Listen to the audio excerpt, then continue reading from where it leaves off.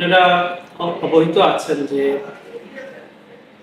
বর্তমানে লেবাননের শ্রম বাজার কিছুটা উন্নতির দিকে।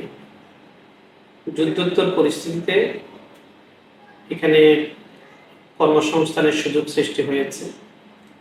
পার্শ্ববর্তী রাষ্ট্র সিরিয়াতে সেখানে নতুন সরকার এসেছে, লেবাননে নতুন সরকার গঠিত হয়েছে।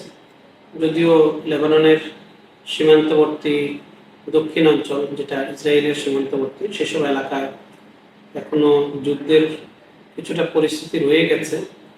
আমরা বাংলাদেশ সরকারকে লেবাননে নতুন করে কর্মী আনয়নের বিষয়ে অনুমতি চেয়েছিলাম, সরকার সেটা আমাদেরকে দিয়েছে। তারই সূত্র ধরে বর্তমানে দূতাবাসের পক্ষ থেকে জব কন্ট্রাক্ট সত্যায়ন করা হচ্ছে। কোম্পানিগুলোর পক্ষ থেকে আমাদের সাথে যোগাযোগ করে ডিমান্ড লেটার সাবমিট করছেন এবং আমরা সেটা যাচাই বাছাই করে আমরা জব কন্ট্রাক্ট সত্যায়ন করে ঢাকায় প্রেরণ করছি এবং তার আলোকে সেখানে ম্যান পাওয়ার, ট্রেনিং সহ যাবতীয় কার্য সম্পন্ন করে নিয়ম মেনে অনেকেই আসছে। কিন্তু এর বাইরেও আমরা লক্ষ্য করছি যে কিছু কিছু প্রবাসী কর্মী বিভিন্ন মধ্যস্বত্বভোগীদের মাধ্যমে প্রতারিত হয়ে, দালালের মাধ্যমে প্রতারিত হয়ে তারা লেবাননে প্রবেশ করছেন। এখানে একটি বড় ইস্যু হচ্ছে যে যখন তারা জব কন্ট্রাক্ট সত্যায়ন ছাড়া, বিএমইটি কার্ড ছাড়া তারা এখানে যে কোনো উপায়ে এসে পৌঁছেন, তখন দেখা যাচ্ছে যে এই কোম্পানিগুলো অনেক ক্ষেত্রেই তাদের যে ধরনের সক্ষমতা থাকা দরকার সেগুলো থাকে না। এরা ফ্রি ভিসার নামে বাংলাদেশ থেকে কর্মী এনে ছেড়ে দেয়, তাদের ইকামা করা হয় না। যখন ইকামা করা হয় না, সে তখন অবৈধ হয়ে যায় এবং তার যে কর্মী হিসেবে, যে শ্রমিক হিসেবে যে তার অধিকার, সেগুলো থেকে বঞ্চিত হয়। অনেক সময় গ্রেপ্তারের শিকার হয়ে থাকেন এবং সেই গ্রেপ্তার এড়ানোর জন্য বিভিন্ন জায়গায় পালিয়ে থাকেন। এটা একটা মানবেতর জীবন এবং বিভিন্ন ঝুঁকির সম্মুখীন হয়। এটা এক ধরনের হিউম্যান ট্রাফিকিং। এগুলোর সাথে আমরা লক্ষ্য করছি বেশ কিছু চক্র তারা জড়িত এবং তারা আমাদের সহজ সরল বাংলাদেশের কর্মীদেরকে ভুল তথ্য দিয়ে, মিথ্যা তথ্য দিয়ে প্রলুব্ধ করে তাদের কাছ থেকে অনেক টাকা নিয়ে তারপর তাদেরকে লেবাননে নিয়ে আসে। বাংলাদেশ দূতাবাসের পক্ষ থেকে আমরা সকলের জ্ঞাতার্থে জানাতে চাচ্ছি যে লেবাননি কর্মী যদি নিয়োগ করতে হয়, সেক্ষেত্রে কিছু প্রক্রিয়া অনুসরণ করতে হয়। তার মধ্যে বেসিক বিষয় হচ্ছে যে লেবাননের নিয়োগকারী এবং যে কর্মী, তার মধ্যে একটি চুক্তি সম্পাদিত হয়। সেই চুক্তি কর্মীর পক্ষে বাংলাদেশ দূতাবাস স্বাক্ষর করে সত্যায়ন করে থাকে। যে পর্যায়গুলো অনুসরণ করে এই দেশে কর্মী আনয়ন করা যায়, সেটা আমি সকলের জ্ঞাতার্থে জানাচ্ছি। সেটা হচ্ছে, প্রথম ধাপ হচ্ছে দূতাবাস বরাবর নিয়োগকারী অথবা তার বৈধ প্রতিনিধি সংশ্লিষ্ট কাগজপত্র সহ কর্মী নিয়োগের একটি চাহিদাপত্র দূতাবাস বরাবর জমাদান করবেন। এরপর দূতাবাস চাহিদাপত্র অনুসরণ করে সেই কোম্পানিটির খোঁজ খবর নিয়ে কোম্পানিটির অনুকূলে সে যে পরিমাণ কর্মী আনার জন্য ইচ্ছা পোষণ করেছেন, তার অনুকূলে একটি অনুমোদনপত্র দিয়ে থাকে। এই অনুমোদনপত্র পেয়ে নিয়োগকারী লেবাননের শ্রম মন্ত্রণালয় থেকে এবং শ্রম মন্ত্রণালয়ের অনুমোদন সাপেক্ষে জেনারেল সিকিউরিটি অর্থাৎ স্বরাষ্ট্র মন্ত্রণালয় থেকে তারা ভিসা সংগ্রহ করে থাকেন। সেই সংগৃহীত ভিসাটি নিয়ে দূতাবাসে আসেন। দূতাবাস নিয়োগকারী এবং কর্মীর মধ্যকার চুক্তিপত্র সত্যায়ন করেন এবং এই সত্যায়িত কপি বিএমইটিতে প্রেরণ করা হয়ে থাকে। নিয়োগকারী তার ইচ্ছা অনুযায়ী চাইলে তিনি সরাসরি এই কাজগুলো দূতাবাসের সাথে করতে পারেন, অথবা লেবাননের জেনারেল সিকিউরিটি এবং লেবার মিনিস্ট্রি অনুমোদিত এখানকার রিক্রুটিং যে কোনো এজেন্সির মাধ্যমে তিনি সেগুলো সম্পন্ন করতে পারেন। তিনি বাংলাদেশের যে কোনো রিক্রুটিং এজেন্সির মাধ্যমে তার এই কর্মী আনয়নের ক্ষেত্রে সহযোগিতা গ্রহণ করতে পারেন। কোনো সুনির্দিষ্ট এজেন্সি বা ব্যক্তি কাছে যেতে হবে এমনটি নয়, বরং এটি পুরো মাত্রায় নিয়োগকারীর স্বাধীনতা। তিনি যেভাবে কর্মী আনতে চান, দূতাবাসের জব কন্ট্রাক্ট সত্যায়ন করে তিনি সেভাবেই কর্মী আনতে পারবেন। যে কোনো রিক্রুটিং এজেন্সির মাধ্যমে তিনি বাংলাদেশের বিইবিটির অনুমোদনপ্রাপ্ত যে কোনো রিক্রুটিং এজেন্সির মাধ্যমে তিনি কর্মী লেবাননে আনতে পারেন। এইটি স্পষ্টভাবে আপনাদের সামনে তুলে ধরার অর্থ হলো যাতে করে অনেক প্রবাসী কর্মী তারা বিভিন্নভাবে প্রতারিত হয়ে থাকেন, তাদেরকে মিথ্যা আশ্বাস দেওয়া হয়, তাদেরকে বেতনের কথা বাড়িয়ে বলা হয়, তাদেরকে ফ্রি ভিসার নামে এখানে একটা পরিস্থিতির কথা বলা হয় যেটা শুনে তারা উদ্বুদ্ধ হন। পরবর্তীতে এখানে আসার পর দেখা যাচ্ছে যে তিনি তার মালিকের সাথে তার দেখা হয় না, পালিয়ে থাকতে হয়, সুযোগ সুবিধা থেকে বঞ্চিত হয়। আমরা লেবানন একটি যুদ্ধ প্রবণ দেশ বলা চলে, প্রায় এখানে এই ধরনের পরিস্থিতি তৈরি হয়। এছাড়াও কয়েক বছর আগে এখানে কোভিড পরবর্তী সময়ে অর্থনৈতিক মন্দা এখানে সৃষ্টি হয়েছিল, যার কারণে প্রচুর পরিমাণ আমাদের বাংলাদেশি প্রবাসী কর্মী তারা অনিয়মিত হয়ে পড়েছে। অনেকে এখান থেকে চলে গেছেন, আবার নতুন করে আসার চেষ্টা করছেন। যারা এখানে অনিয়মিত হয়ে পড়েছেন তাদের সমস্যা হচ্ছে, তাদের কাজ করতে সমস্যা হচ্ছে। সাম্প্রতিক সময়ে লেবাননের সরকার এই ধরনের অনিয়মিত কর্মীদেরকে সময় সময় গ্রেফতার করছে, দেশে পাঠিয়ে দিচ্ছে। সুতরাং এগুলোকে পরিহার করার জন্য, তাদেরকে নিরাপদ করার জন্য বাংলাদেশ দূতাবাস বৈরুতের পক্ষ থেকে লেবানন কর্তৃপক্ষের সাথে যোগাযোগ করা হয়েছে, তাদের সাথে একটি এগ্রিমেন্টও করা হয়েছে যাতে করে নিয়মিত করা যায়। আমরা লেবাননের জেনারেল সিকিউরিটি অফিসের সাথে কথা বলে গত জানুয়ারি 2024 সাল থেকে নিয়মিতকরণ কার্যক্রমটি চালিয়ে যাচ্ছি। প্রতি মাসে আমরা একটা নির্ধারিত তারিখে নিয়মিত হওয়ার জন্য আবেদন গ্রহণ করে থাকি। এখন পর্যন্ত আমরা 1574 জনের আবেদন গ্রহণ করেছি এবং তাদের আবেদনপত্র জেনারেল সিকিউরিটিতে আমরা জমাদান করেছি।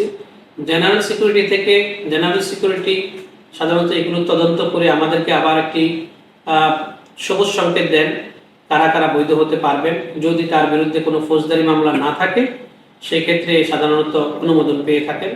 আমরা ইতিমধ্যে প্রায় 300 কাছাকাছি ব্যক্তির অনুমোদন পেয়েছি এবং অনেকেই এর মধ্যে পরবর্তী কার্যক্রম সম্পন্ন করে তারা বৈধ হয়েছে। বাকিদের আবেদন ও প্রক্রিয়াধীন আছে। আমরা জেনারেল সিকিউরিটিকে অনুরোধ করেছি যাতে করে তারা এই প্রক্রিয়াটি ত্বরান্বিত করেন।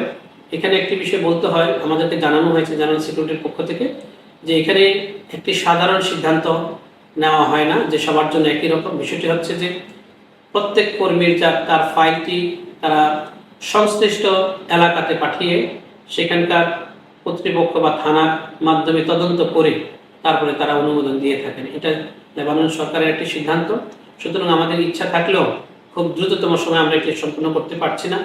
এছাড়াও আপনারা জানেন যে প্রায় 6 থেকে 8 মাস এই কার্যক্রমটি বন্ধ ছিল যুদ্ধের কারণে। যুদ্ধের পরে তারা আবার শুরু করেছেন। আমরা প্রতিনিয়ত অনুমোদন পাচ্ছি, এটি একটি আশার খবর। আপনারা যারা অনিয়মিত অবস্থায় এখানে আছেন, আপনারা নতুন কফিল নিয়ে, উপযুক্ত কফিল নিয়ে আপনারা আমাদের নির্ধারিত তারিখে এখানে আসবেন। এসে আপনারা বৈধ হওয়ার চেষ্টা করবেন, নিয়মিত হওয়ার চেষ্টা করবেন। কারণ লেবানন সরকারের পক্ষ থেকেও নতুন সরকার গঠিত হওয়ার পর তারা যারা অনিয়মিত কর্মী আছে বিভিন্ন দেশে তাদের ব্যাপারে বেশ কঠোর সিদ্ধান্ত গ্রহণ করছে। সুতরাং আমরা আমাদের প্রবাসী কর্মীদের স্বার্থ সুরক্ষায় আমরা চেষ্টা করছি যত বেশি সম্ভব আমাদের অনিয়মিত কর্মীকে দ্রুততম সময়ে নিয়মিত করা যায়। যারা নিয়মিতকরণের জন্য আবেদন করেছেন, যাদের আবেদনটি জেনারেল সিকিউরিটিতে জমা আছে, আপনাদেরকে একটু ধৈর্য ধারণ করতে হবে।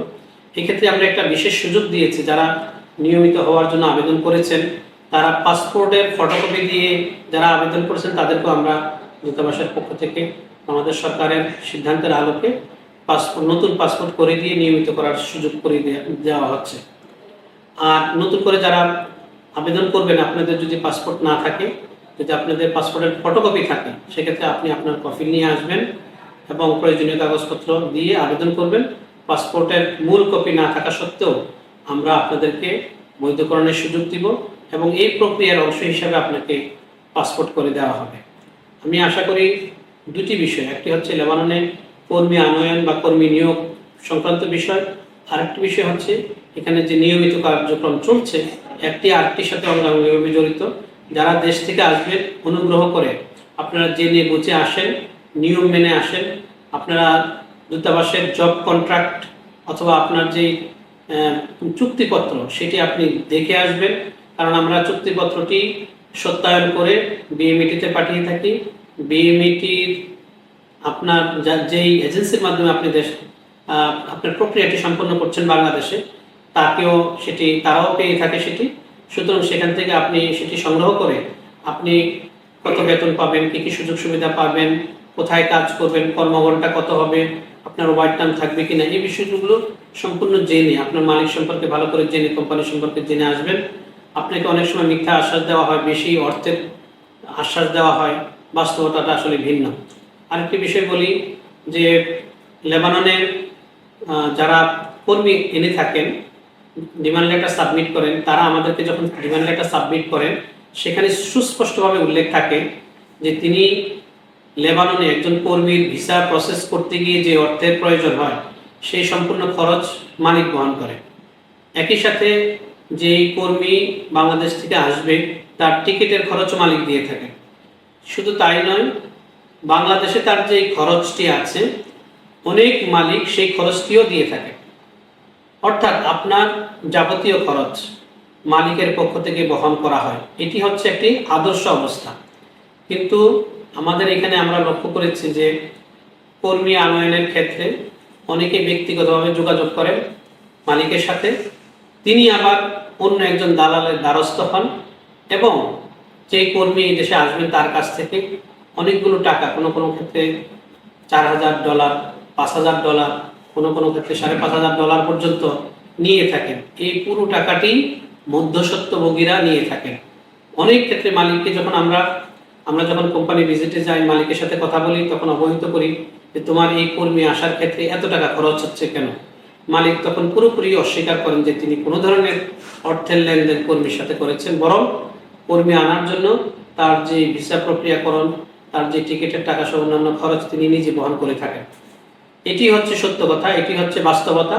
কিন্তু এখানে বাংলাদেশ থেকে অন্যান্য দেশের মতো, যেমন আমরা জানি যে পার্শ্ববর্তী মধ্যপ্রাচ্যের অন্যান্য দেশে আমাদের অনেক বৈধ অনুমোদিত রিক্রুটিং এজেন্সি, তারা বিভিন্ন কোম্পানির সাথে যোগাযোগ করে তারা কর্মী ডিমান্ড লেটার সংগ্রহ করেন, অথবা সংশ্লিষ্ট দেশের কোম্পানি বাংলাদেশে গিয়ে তারা কর্মী সংগ্রহ করেন। কিন্তু লেবাননের বিষয়টি ভিন্ন।